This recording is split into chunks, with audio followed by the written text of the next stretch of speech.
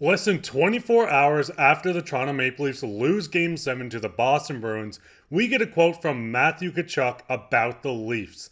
And Leafs players speak out after Game 7, and what they said might annoy fans. I'll get into this later on this episode. Before I start, I just want to say to thousands of you watching that aren't subscribed, if you're enjoying this daily NHL content and you never want to miss another episode, make sure to go down and hit that subscribe button. We'll be here all season long giving you updates from all around the league. But with that, let's hop straight into the first topic today, which is Matthew Tkachuk spoke out on the Leafs.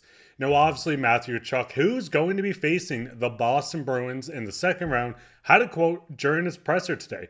Without it coming off too badly, I think we all knew it was probably going to be Boston the way that series was going. I think throughout the whole series, we were probably expecting that they were going to come out and win it one way or another. Obviously, this is not what you want to see other star players around the league looking at this series and saying, hey, we knew Boston Bruins were coming out on top and they were going to win this series. This was a Boston team that obviously choked the 3-1 lead to the Florida Panthers last year. They didn't let the Leafs repeat history and make it a second year in a row.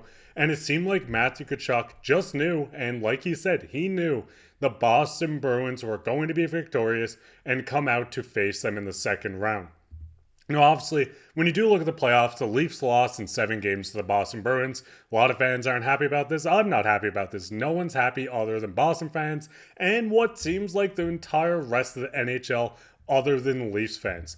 But with the Bruins winning in 7, obviously the Florida Panthers made brief just work with the Tampa Bay Lightning, knocking them out in 5 games, and we're getting a first-round matchup from last year versus the Boston Bruins and Florida Panthers. This is a team that Matthew Tkachuk is he knows about this team. He knows their style of play. He knows how they play.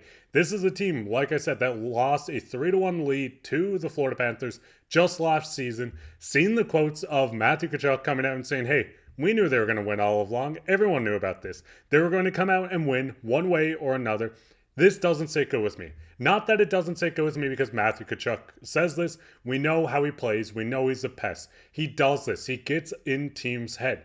But knowing that the outside players, not even just the Leafs, not the Bruins, other teams' players are coming out and publicly saying they think the Leafs had no chance against the Boston Bruins, exactly like Matthew Tkachuk said, it doesn't sit right with me. Like I said, not hating on Matthew Tkachuk. I think this is an all-time quote. It's great to throw shade at Toronto. I mean, look at the other teams. Look at the other fans. Everyone loves to do it. But Matthew Tkachuk is saying something that a lot of people did realize, that the Bruins, even though they did go to Game 7, looked like a team that was going to come out victorious. So what's your thoughts on Matthew Tkachuk's comments? Do you agree with them? Do you not agree with them? Do you think the Leafs were just dealt a bad hand, or do you think the Bruins were ultimately going to win the series, no matter if it was in 6 games, 7 games, or ultimately the 7th game overtime, like the Toronto Maple Leafs usually like to lose in? But with that, we'll hop straight into the second topic today, which is Leafs players speak out. Now, obviously, after the game, we were getting quotes from a lot of players: Sheldon Keefe, Matthews, Nylander, Tavares, and I'm going to break down some of these comments as well. When you look at the first one, and this is from William Nylander, look, I don't think there's an issue with the core. I think we're beeping really right there this series and battled hard. Got to Game 7 and overtime. That's a beep feeling. Obviously, this is coming after the game. William Nylander, like he says here, doesn't see an issue with the core. I will get into this a tiny bit later, but looking at this quote as a whole, obviously he's upset. This is not a player coming out there and just saying, hey, we tried hard, blah, blah, blah. Whatever you want to say. He says he doesn't see an issue with the core, which we didn't see a lot of players speak on. And he also comes out to say how they battle hard, they got to Game 7 and overtime, and just that it's a terrible feeling. Now, we do get more quotes also coming from Matthews.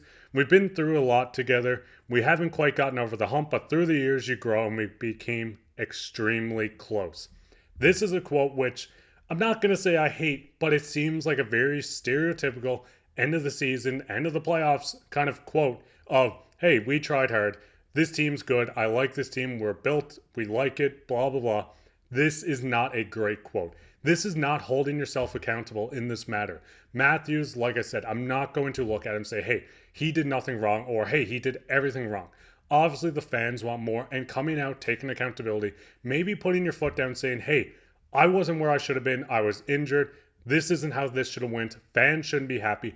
make some feeling behind it. Yes, hockey players are like robots. They're going just to throw random words out there, make the reporters happy, make the fans happy, make management happy. They're going to do that. But it seems like no one in this Leafs organization, other than William Nylander, was really giving that kind of, hey, this feels terrible type of quote. When you do look at Captain John Tavares, he said it was a very small difference between the moments the Leafs were unable to lock. No doubt they were right there. Once again, this is another quote of just a star player on this team and the captain of the Toronto Maple Leafs, which, to be fair, in his defense, doesn't speak a lot, doesn't put a lot on the line when he's taking quotes. But the big thing with this is, once again, there's no accountability with this. We see how they say they're right there, which, yes, they were right there. This went to Game 7. This was a matter of one bad bounce, which we've seen an incredible bounce coming from the Boston Bruins. Lindholm throwing it off the boards where some people didn't get back and Pasta buried the overtime winner. And then we also get a quote from everyone's favorite, Sheldon Keefe. There's a lot of good things that happened in this series with how the team played, how it brought into the plan, and the found success to give us a chance. Come up just short, but there's reasons for me to believe this team will win. Well, the big thing with this is the team's not going to win this season. Obviously, they're out in 7 games. But this team, I will say, did have some momentum to build up. This was a team that in previous years looked like a team that could only score. It felt like the Toronto Maple Leafs were a team that had to win 6-5, 5-4, 4-0, 4-1, whatever it might be. It felt like the Leafs needed to score those 3 goals, 4 goals to keep up with the goaltending, the defense, whatever it might be. But this series did feel different with the defensemen. We've seen this makeshift kind of group of defensemen. Brad Treliving brought in Edmondson, Lyubushkin, these guys that he added to this roster. Even a guy like Benoit that was brought in at this start of the year made an impact on how defensive this team played. Obviously, the scheme didn't work out because they got too defensive and couldn't find the back of a net, which did help that Jeremy Swayman had one of the best playoff performances in a single round in NHL history. Hats off to him. Obviously, the Leafs messed up not drafting him because it came back to bite them in the butt. Now, it does get into the final quote. We've been talking about a long time, trying to break through for a long time. So any answer is going to fall on deaf ears in that sense. This group was different this year. The core you're referring to isn't different. The guys around them was different. They played different. I thought we showed signs this series of a team that could win. Yes, I also do agree with a bit of this, what Keefe said. I know a lot of people's not going to agree with anything Keefe said, but this team did feel different. It seems like they took the step in the direction of maturity, especially after going down 3-1. If they never got into that mess, maybe this is a different series. Maybe I'm doing a video on game 1 of the second round for the Toronto Maple Leafs tomorrow, but instead, here we are. Obviously, this team is different. Yes, the core is the same, but the same outcome happens every season. This is not the thing of, hey, we tried this, we tried that, we got second round, maybe we make it to the third round, we lost in the first round. No, this is the ultimate story of the Toronto Maple Leafs of losing in the first round, losing in game 7s, or ultimately making the second round and not advancing. After making the second round last year, I was optimistic. I felt like this Leafs team had a vengeance. They wanted to beat the Boston Bruins, slay the Demons, go to the second round so the fans could chant, we want Florida again. But guess what? Ultimately, we have to wait till next year. Now, obviously, the Toronto Maple Leafs in their last 7 win-takes-all games, the record's 0-7, 12 goals, 27 goals against. The power play, 14 for 3, which is, or 14.3%, which is 2 for 14. We've seen in the series alone, they were 1 for 21. Matthews and Marner combined for 0 goals, 5 assists in 6 games played. Once again, there was no accountability from these players. Yes, I don't want someone to sit down. I don't want Austin Matthews to look at the camera and say, hey, this is on me. This is my fault. Sorry, fans. No. But this team needs to give at some point. Someone needs to step up. Something has to give within this so-called core 4.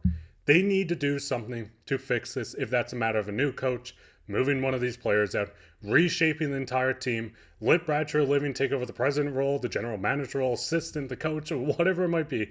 Something needs to give so history doesn't continue to repeat itself. What's your guys' thoughts on this? What's your thoughts on all the comments? Do you think I'm just off my head and I've done too many videos today? Let me know down in the comments. But with that, we'll get into everyone's favorite topic, which is comments of the day. The comment today is a 2-parter today.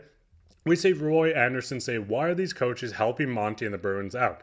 Did they give Sheldon Keefe a call? I don't get it. Then you see below it where it says Joey, because they hate the Leafs. Now, I'm not going to say everyone hates the Toronto Maple Leafs.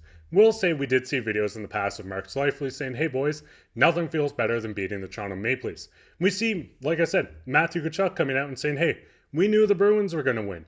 Yes, there is a lot of hate around the Toronto Maple Leafs. It's the mega center of hockey. The world seems like it revolves around them sometimes, and I know and I understand why fans hate this so much. But it does seem like, just with this comment on how Monty was reached out by Mike Babcock, John Cooper, it doesn't seem like anyone might have reached out to Sheldon Keefe. And I want to go back to the whole fact on it's like an old boys club. You've seen Kyle Dubas, a guy that was claimed, had players claimed constantly. When put on just in the minors, sent down, whatever it might be, they were claimed. We've seen Brad Treliving come in, and this didn't happen as much. McMahon was a guy that cleared waiver this year. Benoit was on the Marlies team for quite a little bit. Samsonov, the starting goaltender for Game 7, was once on waivers. But it seems like this old boys club is a real tight-knit group. Maybe new coaches coming in, like Sheldon Keefe isn't a part of this. I know a lot of people said, hey, you guys are crybaby Leafs fans. You guys are complaining.